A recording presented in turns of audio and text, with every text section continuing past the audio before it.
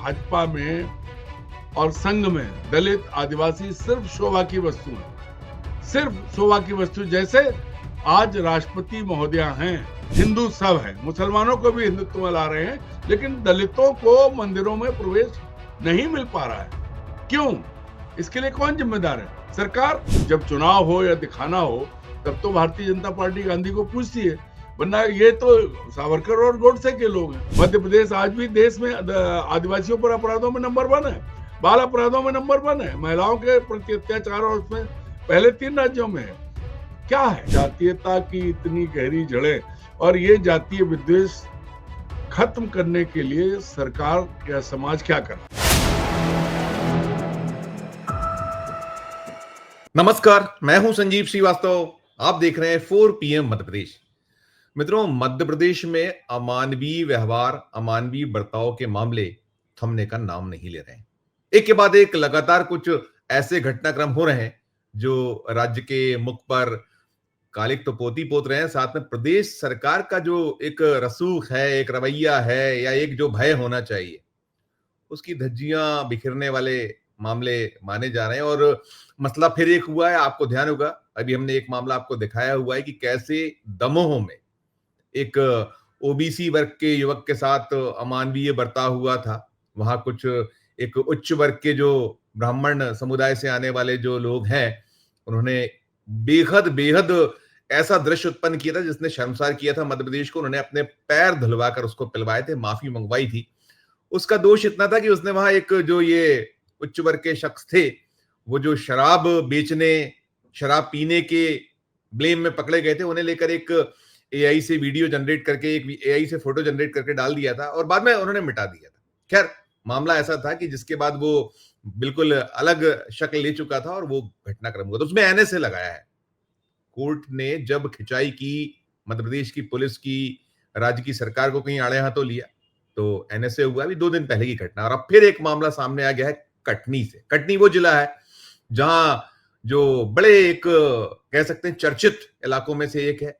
वहां एक काफी खनन जो है उसका कारोबार बहुत जमकर होता है, और खनन को लेकर ही ये घटनाक्रम हुआ है। वहां एक निकल कर आ रहा है कि दलित युवक है जिसने अपने क्षेत्र में कुछ खनन को लेकर विरोध जताया, तो वहां फिर जो ऐसे ही दबंग या ऐसे ही जो उच्च वर्ग के लोग हैं वो सामने आ गए और उन्होंने उसको जमकर जो है पीटा, मारा, और इस सब के साथ में निकल ये रहा है उसके ऊपर पेशाब की गई। ये ब्लेम है उस युवक का, उसने शिकायत की है। वो पहला मामला नहीं है मित्रों, आपको ध्यान होगा साल 2023 सीधी जिला, सीधी से निकला था। वहां एक उस तत्कालीन विधायक थे केदारनाथ शुक्ला, उनके प्रतिनिधि ने एक आदिवासी पर पेशाब की थी और वीडियो उसका वायरल हुआ था पेशाब करते हुए, और देश भर में एक उसको लेकर मध्य प्रदेश की भद्द पिटी थी। मध्य प्रदेश को कटघरे में खड़ा किया गया था, भारतीय जनता पार्टी को आड़े हाथों लिया गया था। भारतीय जनता पार्टी की तब सरकार थी, आज भी बीजेपी की सरकार है। तो कुल मिलाकर बड़ा सवाल यही है कि भय क्यों नहीं है जब एनएसए जैसा एक्शन हो रहा है, जब एक पूरी की पूरी चुनी हुई सरकार है, उसके हाथों में सारे सूत्र हैं। मध्य प्रदेश में जो मुख्यमंत्री, उनका गृह महकमा है, और भी ऐसे तमाम मुख्यमंत्री तो मुख्यमंत्री होते हैं, वो चाहे तो सेकंड में सारा कुछ हो सकता है। लेकिन सवाल बड़ा यही है कि डर क्यों नहीं है। तो हम जो खबरों के पीछे की खबर में बात करते हैं, चलेंगे सीधे अपने जो खास मेहमान होते हैं। सबसे पहले उनको जोड़ना चाहूंगा, सबसे पहले जोड़ता हूं, जुड़ गए अरुण दीक्षित साहब। अरुण जी, बहुत बहुत स्वागत आपका। नमस्कार संजीव जी। सर ये फिर निकल आया है, आपकी बार कटनी से आया है। कटनी जो कहीं उत्खनन, अवैध उत्खनन लंबे वर्ष वक्त से सुर्खियों में है मामला। वहां के जो मौजूदा विधायक जी हैं संजय पाठक साहब, ध्यान होगा आपको कि वहां उनको लेकर तो कोर्ट को मैनेज करने का ब्लेम भी लगा है। वो इस्तीफे, माफ कीजिएगा, जो उन्होंने खुद को हटाने की एक जज साहब ने जब कहीं पेशकश की थी तो हंगामा मचा था देश भर में, वहां का मामला। और अब यह है कि एक आदिवासी युवक, उसने जब अवैध खनन का कहीं विरोध किया तो उसके ऊपर पेशाब करने जैसा मामला निकल कर आ रहा है। ये भी आ रहा है कहीं जो वहां सरपंच हैं या जो और है कि ऐसा कुछ नहीं है, बदनाम किया जा रहा है। लेकिन पुलिस ने 4 लोगों के खिलाफ SC ST एक्ट में मामला दर्ज कर लिया, धरपकड़ चालू है। पहली प्रतिक्रिया संजीव जी, बड़ा गंभीर स्थितियां हैं प्रदेश में। देखिए, मध्य प्रदेश में चूंकि अभी तक विकसित प्रदेश कहा जाए, लेकिन है तो पिछड़ा, कर्ज में डूबा, जर्जर अर्थव्यवस्था वाला प्रदेश है। और यहाँ जातीय समाज इतने, उसकी जड़ें इतनी गहरी हैं कि आप कल्पना नहीं कर सकते हैं। खासतौर पर बुंदेलखंड का इलाका जो दमोह और कटनी से उधर से लगा हुआ है, विंध्य अक्सर आप क्षेत्र, विंध्य भी लीजिए, विंध्य क्षेत्र भी वो पूरा एरिया है। अक्सर आप देखिए कि बारातें रोक ली जाती हैं घोड़े पे सवार उसकी, और पानी नहीं पीने दिया जाता कुओं से। ये चीजें अक्सर शिकायतों में आती रही हैं। लेकिन अभी पिछले दमोह से और कटनी से जो घटना सामने आई है, मैं मान के चलता हूं कि जो आरोप लगाए गए हैं और जिनका खंडन किया जा रहा है, मान लीजिए कि इतने गंभीर आरोप नहीं है, लेकिन कहीं कुछ तो हुआ होगा। जब जो पीटने वाले पक्ष, गांव के सरपंच जो हैं, वो कह रहे हैं हमें बदनाम करने की कोशिश की जा रही है, तो सवाल ये है कि बदनाम करने की कोशिश कोई क्यों करेगा? क्या बात हुई? क्योंकि इसका कारण नहीं बताया उन्होंने। जो उन्होंने सफाई दी है, उस युवक का कहना है कि मुरम की खुदाई एक सज्जन कर रहे थे गांव के पास में, उसके खेत के पास में, तो उसने रोका, तो उन्होंने उसे गालियां दी। जब वो अपनी माँ के साथ लौट रहा था तब मारपीट की, और जैसा कि उस युवक का दावा है कि उसके ऊपर पेशाब कर दिया। उसने नाम दिए हैं लोगों के। अब जिनके नामजद रिपोर्ट कराई है उसने, पुलिस ने रिपोर्ट दर्ज कर ली है और जांच कर रही है, ऐसा कहा जा रहा है। लेकिन मेरा सवाल यह है कि जातीयता की इतनी गहरी जड़ें और ये जातीय विद्वेष खत्म करने के लिए सरकार या समाज क्या कर रहा है? बराबरी पर संविधान का अधिकार है, संविधान हमें अधिकार देता है कि सब बराबर हैं। लेकिन 78 साल बाद, और तो और दूसरी आजादी जो 14 में आई उसके 12 साल बाद हुई, ये चीज खत्म नहीं हुई। कहीं भी उत्तर प्रदेश में जाइए तो रायबरेली में मारा गया एक दलित, पीट पीट के मार दिया उसको। मध्य प्रदेश में आए तो कहीं किसी के ऊपर पेशाब कर दी जाती है, किसी को पांव धुलवा के पानी पिलवाया जाता है। चारों तरफ ये क्या है और क्यों है? दरअसल क्या है कि सरकारें जब जातिगत आधार पर टिकट बांटने लगी, जातिगत आधार पर प्रत्याशी चुनने लगी, जातिगत आधार पर आरक्षण की बात हो गई, उससे ये खाई और गहरी हुई है। जातीयता की खाई गहरी हुई है, लोगों के बीच विद्वेष बढ़ा है। क्यों? क्योंकि चाहे आरक्षण का वो हो, आरक्षण की एक सीमा होनी चाहिए थी, ऐसा अम्बेडकर जी ने कहा था, लेकिन आरक्षण लगातार चल रहा है। अब मांग ये हो रही कि आर्थिक आधार पर आरक्षण होना चाहिए। गांव में क्या हो रहा है कि ये छोटी छोटी चीजें ट्रिगर करती हैं और इनसे बहुत भयंकर विद्वेष फैलता है। तो जो दमोह में हुआ, वो भी इसी तरह की चीजें। गांव में उन्होंने कहा शराब नहीं पियोगे, शराब पी ली, पंडित जी ने तो उसकी मीम बना दिया और उसके बाद ये सब हुआ। बाद में आया कि वो तो गुरु चेले हैं। लेकिन हुआ, कोई भी किसी का भी पांव धो के पीना एक कहावत जरूर है, लेकिन सच में ऐसा करना तो बहुत ही घृणित है। और ये इससे ज्यादा है। देखिए, जो आपने कहा कि 2023 में शिवराज सिंह के समय केदारनाथ शुक्ला के इलाके में एक प्रवेश शुक्ला नाम के सज्जन ने एक शराब के नशे में एक आदिवासी के ऊपर पेशाब कर दिया था। वीडियो बहुत पुराना था, लेकिन तब चुनाव थे तो शिवराज सिंह चौहान ने दुनिया भर की नौटंकी की, बुलाया, उसके पांव पखारे, उसको पूरी नौटंकी सरकार लेके आई। लेकिन क्या उस नौटंकी के बाद कोई कमी आई अपराधों में? मध्य प्रदेश आज भी देश में आदिवासियों पर अपराधों में नंबर 1 है, बाल अपराधों में नंबर 1 है, महिलाओं के प्रति अत्याचार और उसमें पहले 3 राज्यों में है। क्या है? मतलब सिर्फ दिखावा कर रहे हैं। और सबसे बड़ी समस्या ये कि समाज में जिस तरह की जागरूकता लानी चाहिए, भाई गांधी जी ने शुरू किया था ना, जात खत्म की थी गांधी जी ने। गांधी इनके लिए कोई, मतलब जब चुनाव हो या दिखाना हो तब तो भारतीय जनता पार्टी गांधी को पूछती है, वरना ये तो सावरकर और गोडसे के लोग हैं। तो इनको तो ये चीजें सूट करती हैं, इसलिए परोक्ष रूप से बढ़ावा दिया जा रहा है। बिल्कुल और बिल्कुल ये सरकार का कि जो जिसको कहें कि इच्छा शक्ति, कमजोर इच्छा शक्ति। संजीव जी, सरकार चाहे तो 24 घंटे में सब हो सकता है, बस मैसेज टाइम पर और सही दिया जाना चाहिए। वो नहीं कर रही है सरकार। अरुण जी, आपने बात की, देखिए आपने 23 का घटनाक्रम स्मरण कराया और हम लोग ताजे घटनाक्रमों की बात कर रहे हैं, कटनी का बिल्कुल लेटेस्ट, उसके पहले दमोह का और ऐसे कई सारे। अब मैं आपको दर्शकों को एक पुराना एक वीडियो दिखाता हूं, वीडियो आपको भी स्मरण होगा। और हमने उसको रिपोर्ट किया था, हमारे इस प्लेटफॉर्म पर वो उपलब्ध है। घटनाक्रम अप्रैल 2025, इसी साल 6 महीने पहले का है। कहां का है? इंदौर का। कौन सा इंदौर? जहां के प्रभारी माननीय मुख्यमंत्री मोहन यादव जी हैं। दृश्य देखिएगा आप, 2 दृश्य दिखाता हूं, दिल को दहलाने वाले दृश्य थे, दिखाए थे हमने, लेकिन अभी फिर मौजूद है। देखिए पहले से। भैया ये राम मंदिर हिंदू का कोई धर्म नहीं हो, हिंदू धर्म पैदा ही क्यों किया? हिंदू का कोई धर्म नहीं हो, हिंदू धर्म पैदा ही क्यों किया? चलो कर मेरे पैर पड़े ले पैर पे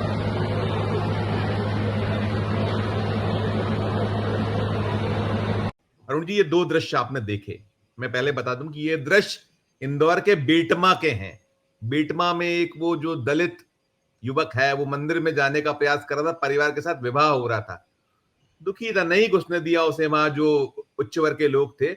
उसने ये कह रहा था, आपने सुना कि वो कह रहा था कि मैं हिंदू धर्म में पैदा ही क्यों हुआ, एक बात, और दूसरा वो मजार पर नमन करके फिर आगे बढ़ा। ये देखा। और देखिए, सनातन हिंदुत्व, इसके पैरोकार मुख्यमंत्री मोहन यादव, भारतीय जनता पार्टी, राष्ट्रीय स्वयंसेवक संघ 2003 से 2025, 15 महीने छोड़ दीजिए, लगातार बीजेपी बीजेपी बीजेपी और सबको चलिए संघ की प्रयोगशाला, राष्ट्रीय स्वयंसेवक संघ, बजरंग दल, विश्व हिंदू परिषद जो बार बार करते हैं। अब इसी मसले का, बेटमा का, उसके पिता को देखिए, सुनिएगा पिता को, ये बात का दृश्य, इसे भी सुनिए, इसे भी देखिए। और फिर से अपनी हमको दर्शन मिला, बहुत बड़ी बात है। मैं चाहता था कि नहीं, आप दर्शन मेरे बच्चों को मिले, हमारे पूर्वज को तो नहीं मिले भगवान, लेकिन हमारे बच्चों को मिले। मैं आप लोगों से विनती करता हूँ कि आप लोगों की बदौलत की वजह से आज मेरे बच्चे दर्शन भगवान राम के मंदिर में आए। मैं बहुत बहुत आभारी हूँ आप सब लोगों का, मीडिया का, कि आपकी बदौलत के मेरे बच्चे दर्शन करें। मैं इनका पिता हूँ। मेरे पास लफ्ज नहीं है, मैं क्या बोल सकता हूँ। जय जय श्री राम। अरुण जी, ये भी देख लिया। उसे फिर बाद में बहुत, जब मामला हम लोगों ने इसको दिखा दिया, क्योंकि गोदी मीडिया दिखाता नहीं, जब उसके सरकार को हरकत में आना पड़ा, वहां प्रशासन को निर्देश हुए, और कैसा फूट फूट कर रो रहा था वो पूरा का पूरा, उसका पिता है ये जो रो रहा था, आपने देखा। और वो कह रहा था कि हम इसी गांव में, हमारे दादा, हम लोग पैदा हुए, यहीं रह रहे थे, आप लोगों की बदौलत, मीडिया की बदौलत, हम जैसे जो वैकल्पिक मीडिया प्लेटफॉर्म है, उनकी वजह से उसे मंदिर में प्रवेश करने को मिला। अप्रैल 2025 में यह घटना होती है, और फिर अक्टूबर 2025 में वही दोहरा दिया जाए कि चाहे वो दमोह हो कि पैर धो के पिला दें, और चाहे फिर वो कटनी हो कि जहां फिर पेशाब कर दिया है 2023 के कांड के बाद। क्या कहेंगे आप? संजीव जी, आपकी बात से मैं इसको थोड़ी चीजें और जोड़ता हूं। आपने संघ का नाम लिया। मैं पिछले 20 जो इनका 22 साल से इनकी सरकार है, उससे पहले भी संघ लगातार मध्य प्रदेश में आदिवासियों को अपनी तरफ जोड़ने के लिए तमाम, पहले रामायण सम्मेलन, फिर छिंदवाड़ा में सम्मेलन लगातार कर रहे हैं। उनके कई प्रकल्प चल रहे हैं आदिवासियों के बीच में। वो ईसाई मशीनरी के मुकाबले खड़े हुए थे। मैं अभी भी, संघ प्रमुख कहते हैं कि पूरा देश हिंदू है, पूरे देश में मुसलमानों को भी, जो हिंदुस्तान में रहता है उसको हिंदू बता रहे हैं, और उनकी एक बड़ी फौज है, ऐसा कह रहे हैं। 100 साल पुराना संगठन है। तो क्या वो सिर्फ ढोंग करते हैं, दिखावे के लिए बात करते हैं कि सब हिंदू हैं, या आदिवासियों को हिंदू बनाने की बात करते हैं जो खुद को हिंदू नहीं मानते हैं? क्यों नहीं राष्ट्रीय स्वयंसेवक संघ ने पिछले 20 साल में गांव के स्तर पर ये इसके लिए जागरूकता अभियान चलाया? सरकार अपनी जगह है, संघ ने क्या कोशिश की? जो लगातार ये कह रहे हैं कि हिंदू सब है, मुसलमानों को भी हिंदुत्व में ला रहे हैं, लेकिन दलितों को मंदिरों में प्रवेश नहीं मिल पा रहा है। क्यों? इसके लिए कौन जिम्मेदार है? सरकार। क्योंकि सरकार की इच्छा शक्ति अगर प्रबल हो तो सब हो सकता है। और दक्षिण में देखिए आप क्या हुआ है। कथित पाखंडी ब्राह्मणों को सरकारों ने ऐसी स्थिति में पहुंचा दिया है कि वहां तमिलनाडु और उधर देखिए आप। सबसे बड़ी बात यह है कि संघ, जो अपने आप को सामाजिक संगठन कहता है, उसके मुखिया जब ये कहते हैं कि मध्य प्रदेश में रहने वाले चाहे कोई वो हिंदू हैं, तो जो हिंदू हैं, चाहे कोई को छोड़िए, दलित हैं, आदिवासी हैं, आदिवासी नहीं कहते फिर भी आप नहीं मानते, तो उनके हकों को सुरक्षित करने के लिए सामाजिक मुहिम तो चलाइए। आप बयान देते हैं अपने मंच से खड़े होके, बड़ी बड़ी बात कर लेते हैं, आप ये भी कहते हैं कि बिना मुसलमानों के देश की कल्पना नहीं हो सकती। अब फिर दलितों के साथ हर महीने हर रोज ये जो हो रहा है, अब जो इंदौर जैसे शहर में की घटना है, ये तो सबसे ज्यादा शर्मनाक है। गांव में तो ठीक है, चलिए अशिक्षा है, अराजकता है, क्योंकि पुलिस का पूरा बंदोबस्त नहीं है और जड़ें जातीयता की बहुत गहरी हैं, पर महानगरों में, शहर में क्यों, कैसे?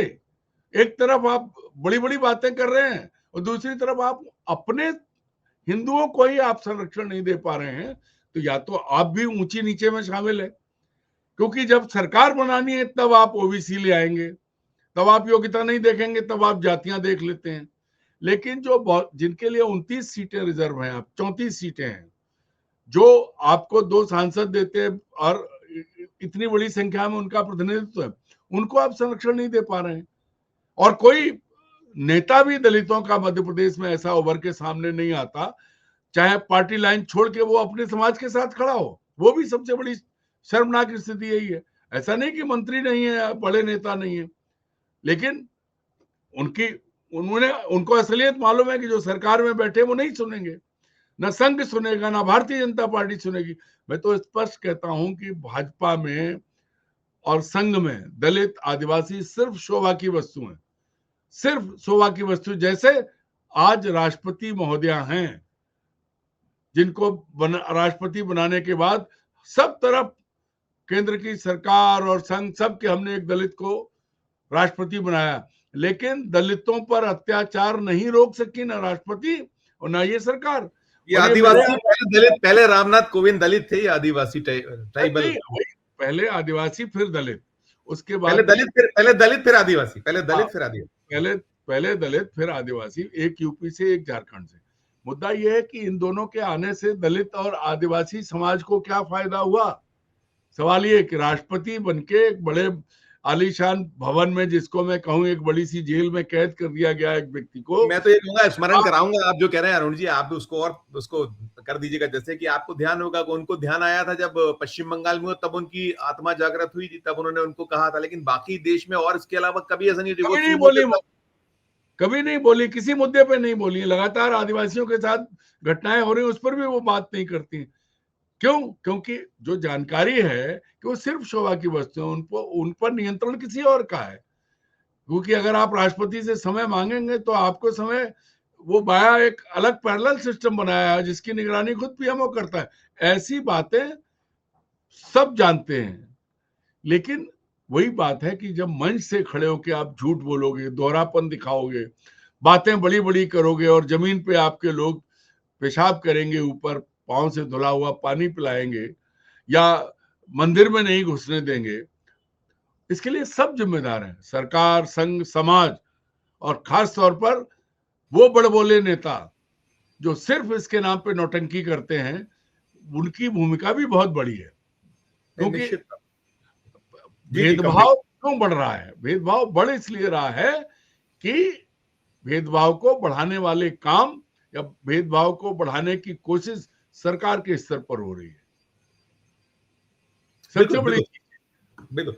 देखिए, ये मामला 14 तारीख को हुआ है, 14 को इस घटनाक्रम हुआ और 2 दिन से चल रहा है। कल से हम लोग इसको लगातार उठा रहे हैं, दिखा रहे हैं। अब तक कोई बहुत ठोस तरीके, ठीक है पुलिस ने तो कार्रवाई की, एसपी ने एक्शन ले लिया, 4 के खिलाफ हो गया, लेकिन जो ये राजनीतिक दल हैं, मैंने दोनों में पाया है कि बहुत जो पुख्ता तरीके से एक्शन की बात हो या जिस तरीके से इस पे कोई इंटरवीन हो, ना तो सत्तारूढ़ दल की तरफ से, बड़े लोगों की तरफ से, और ना ही विपक्ष की ओर से नहीं आया। क्या कहेंगे इस पर? संजय जी, देखिए, अभी भारतीय जनता पार्टी ये मान के बैठ जाती है कि उसकी तो सरकार है, वो विरोध कैसे करे, वो तो सत्ता में शामिल है। हालांकि संगठन की ये जिम्मेदारी है कि वो सरकार को चेतावनी दे, बताए कि क्या नीचे गलत हो रहा है, लेकिन संगठन आत्ममुग्ध है, उसकी सरकार है, या कहें कि बिल्कुल बिल्लियों की तरह उसकी नजर मलाई पे है, और बाकी कि पद मिल जाए संगठन के लोगों को, सरकार में भागीदारी हो जाए, इसके आगे संगठन कुछ नहीं कर रहा है। और कांग्रेस, उसकी तो बात ही छोड़ दीजिए, क्योंकि वहां भी वही है, वहां भी जाति आधारित संगठन और जाति पर ही सब कुछ हो रहा है।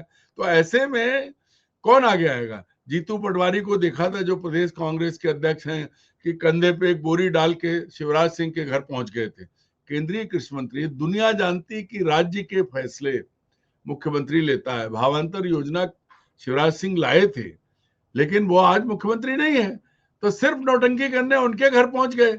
और इसमें मुझे तो ऐसा लगता है कि दोनों की मिली भगत थी।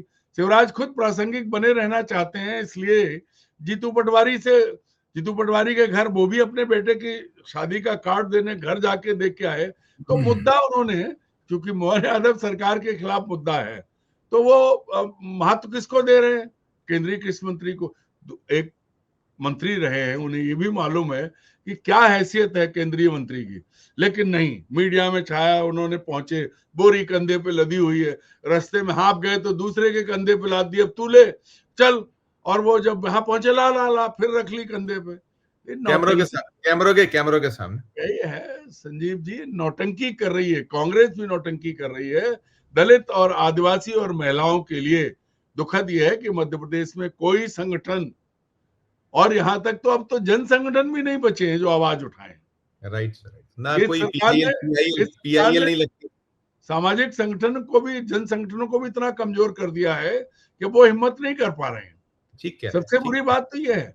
मानव अधिकार आयोग को भी हम नहीं देख रहे कि वो अपनी शक्ति दिखाए, एक्शन में आए। वो भी ये है कि बिना दांत के, बिना नख के हो गए हैं, किसी की कोई बिल्कुल बहुत कागजी खानापुरी के अलावा मानव अधिकार आयोग कुछ नहीं कर रहा है। हमें ध्यान आता है अरुण जी, हमने बहुत मामले देखे जब मानव अधिकार आयोग सरकार को सिर के बल खड़ा करने को मजबूर कर देता था। वो पता नहीं कहाँ गए वैसे लोग जो है सब, लेकिन वो ये लाल बत्ती मिल जाए, सुख सुविधाएं मिल जाए, पुनर्वास हो जाए।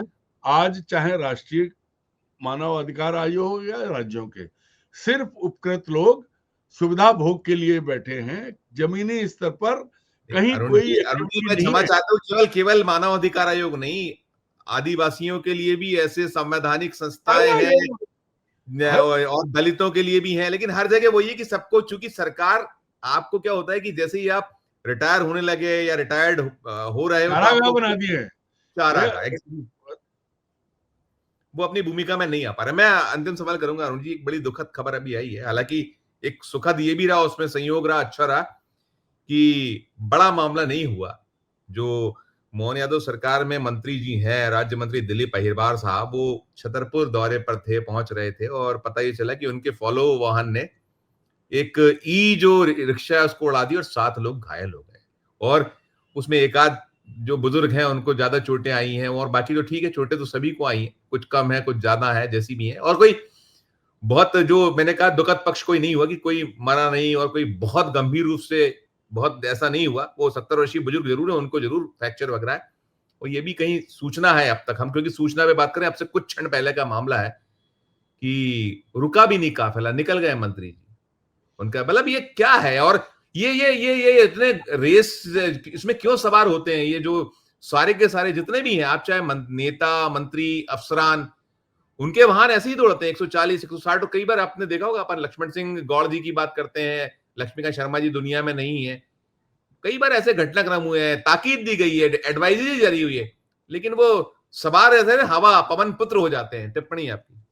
देखिए संजीव जी, ये बहुत दुखद है, और सबसे दुखद है मंत्री का व्यवहार। वो जनप्रतिनिधि हैं, दुर्घटना हो सकती है, इंटेंशनली नहीं है, तो उनको मान लीजिए वो आगे थे और निकल गए थे, तो उसके बाद उन्हें उस परिवार से जरूर आप ये भी टिप्पणी करिएगा कि आप रफ्तार पे तो काबू कर सकते हो। आपको पता है प्रदेश की सड़कों की हालत क्या है? रफ्तार, और वो तो देखना पड़ता है कि मंत्री बैठे, उन्हें ये देखना चाहिए कि गाड़ी किस गति से चले, बिल्कुल वही मिले।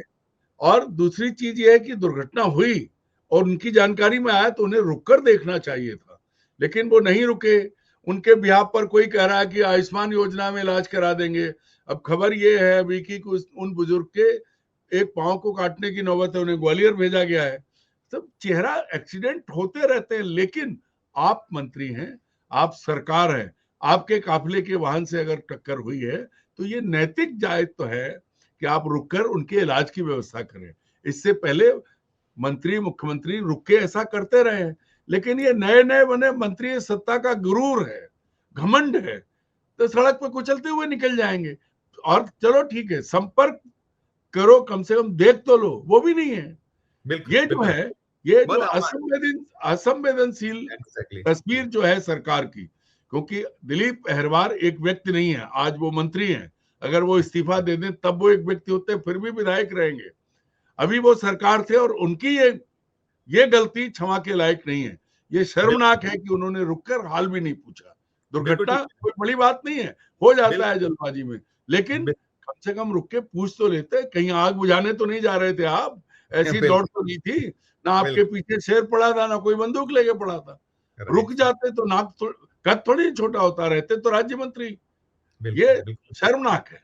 नहीं, बिल्कुल आप सही कह रहे हैं शर्मा, और हमने यही कहा, देखिए दुर्घटना तो हो जाती है, लेकिन दुर्घटना के बाद जो आपने असंवेदनशील व्यवहार का एक कहीं ब्लेम है या अमानवीय है, उसको कहीं देखा जाता है कि अमानवीयता हुई की, और फिर हम बात उसी की अमानवीयता की कर रहे हैं, तो अंतर क्या है? चाहे वो आप पैर धो के पानी जो है उसको पिलवा दें, या फिर आप जो है पेशाब कर दें, या फिर आप जो है उसको मंदिर में ना घुसने दें, ऐसे ही कुछ कृत्य के लगभग समकक्ष माना जाएगा। अमानवीयता तो अमानवीयता, कोई उसमें अंतर। अरुण जी, अच्छी चर्चा के लिए बहुत बहुत धन्यवाद, बहुत बहुत आभार, फिर मिलते हैं कल, शुक्रिया, नमस्कार। तो मित्रों, ये चर्चा सुनने के बाद जो हम अमानवीय पक्ष, अमानवीय पहलू की बात कर रहे थे, आपने देख लिया कि क्या स्थिति है। तो टिप्पणी जो भी हो आपकी सब पर कीजिएगा, और हमारी ये चर्चा अच्छी लगे तो चैनल को लाइक कीजिएगा, सब्सक्राइब कीजिएगा, ज्वाइन का बटन दबाइएगा तो हमारी हौसला अफजाई होगी। प्यार और स्नेह रखिए और देखते रहिए 4 PM मध्य प्रदेश। धन्यवाद, नमस्कार।